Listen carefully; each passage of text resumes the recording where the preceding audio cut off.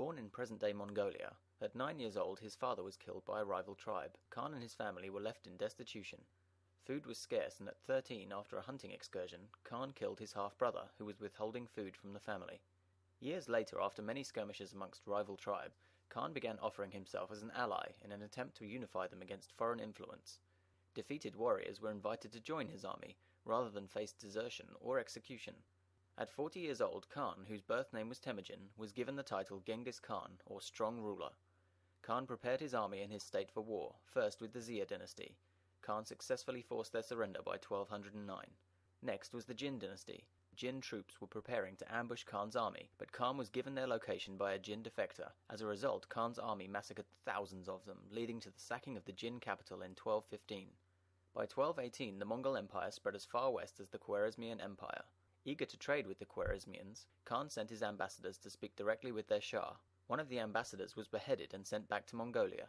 Furious, Genghis Khan launched a campaign comprised of 200,000 men, including his top generals, sons, and himself. The Khwarezmians were completely annihilated, and the Khwarezmian Empire fell in 1222.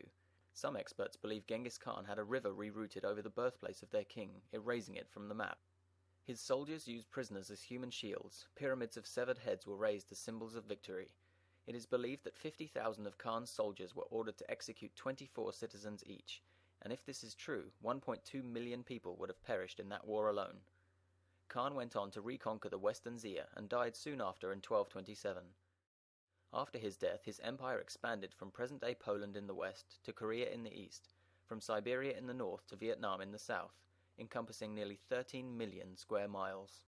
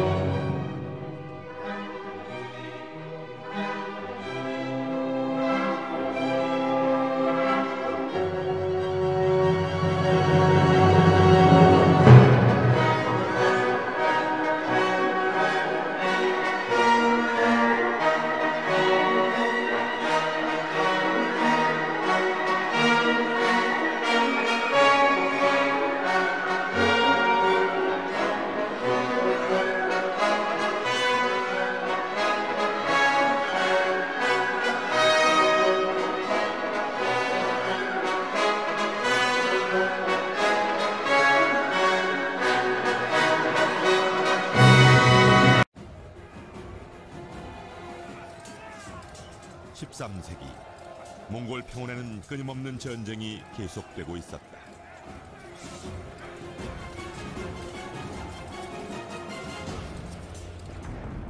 몽골의 가장 오래된 역사서 몽골 비사는 당시 상황을 이렇게 전하고 있다. Оттай тэнгэр орчиж байлаа. Олон улс тэмцэлдэж байлаа. Орондоо өдөрн ослолтон мулаалдаж байлаа. Хөрс дэтгэн гөррүүж байлаа. Гөрөөс тэмцэлдэж байлаа. Хүнжилтөө үл хэвтэн хөнөөлтөн мулаалдаж байлаа.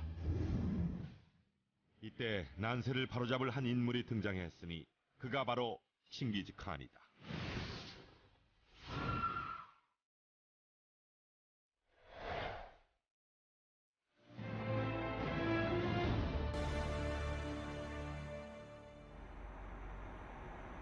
(2009년) 겨울 우리는 칭기즈칸의 땅 몽골로 향했다.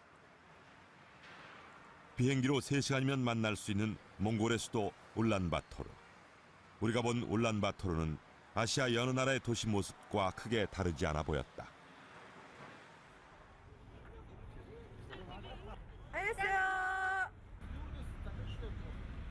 하지만 도심 곳곳에선 바로 이곳이 유목민의 나라임을 확인할 수 있다.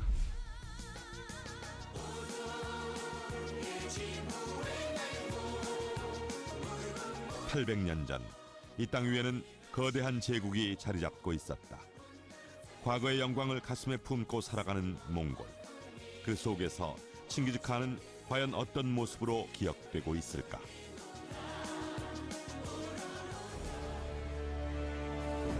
그리고 칭기즈칸은 어떻게 유라시아를 아우르는 대제국을 건설할 수 있었을까?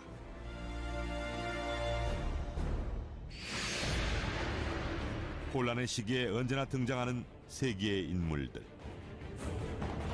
전쟁을 통해 유럽, 아시아, 아프리카를 이었던 알렉산더. 유럽 땅에서 멀리 러시아까지 원정을 갔다 실패했던 나폴레옹. 2차 대전을 일으켜 악명을 떨친 히틀러.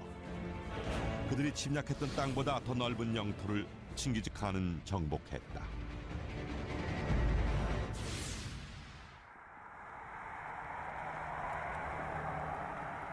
취재팀은 몽골 평원 속에 숨겨진 칭기즈칸이 세운 대몽골 제국, 그 비밀을 찾아 길을 떠나본다. 울란바토르를 떠나 혹한의 평원을 달린 지 1시간. 우리는 햇빛을 받아 눈부시게 빛나고 있는 은빛 동상과 만날 수 있었다.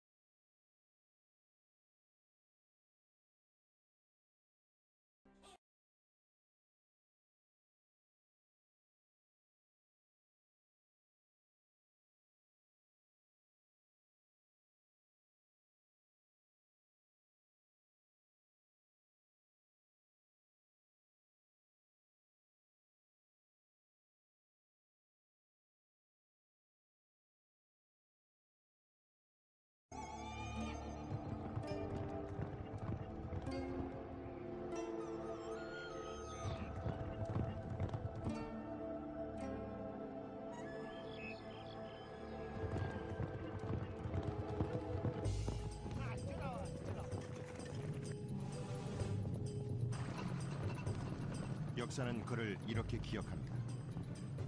광활한 초원을 내달리며 단지 노련한 기마술만으로 세계 문명을 모두 그의 발 앞에 무릎 꿇게 했던 몽골의 지도자. 그는 세계의 도시를 약탈하고 수많은 인명을 앗아갔죠. 그는 바로 역사상 가장 잔인한 이민족 지도자로 인식되고 있는 징기스칸입니다. 징기스칸은 거대한 제국과 함께 풀리지 않는 수수께끼를 남기고 세상을 떠났습니다. 그가 정복한 곳으로부터 몽골로 가져온 막대한 양의 보석과 예술품, 식물 등 엄청난 양의 보물은 어디로 사라진 걸까요? 그가 거둔 승리만큼이나 획득한 보물의 양도 엄청났겠죠. 모두 세계에서 가장 귀한 보물들일 겁니다. 하지만 아직까지 단 한 점의 보물도 발견되지 않은 이유는 무엇일까요? 그것이 바로 풀리지 않는 수수께끼입니다. 그 수수께끼를 풀기 위해 미국의 발굴팀이 그의 무덤을 찾아 나설 계획입니다. 전사이면서도 공상가였고 학살자이면서도 수완 좋은 정치가였던 역사상 가장 위대한 정복자 징기스칸을 찾아서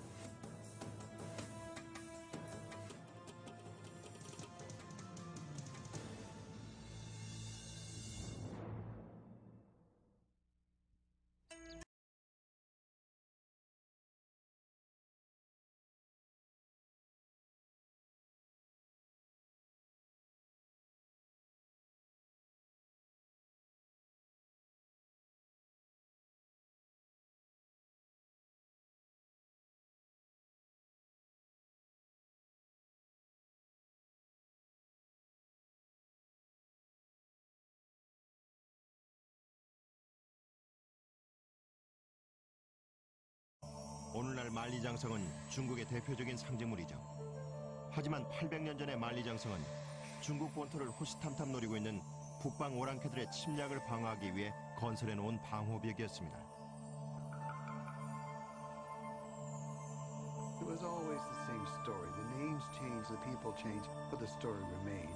That is, the peasants tilled the soil, and some tribal group would come in off the steppe, conquer them, become the ruling aristocracy, become lazy, fat, addicted to civilized life. So repeatedly we had these amalgamated civilizations in the north that were based in part upon the military strength of the tribal people and the culture of the Chinese. 13세기 초반 중국의 북쪽 지역은 역시 이민족이 건립한 금나라가 지배하고 있었는데요.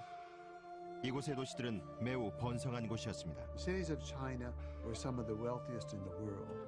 You can imagine they had been producing silks for a tremendously long time.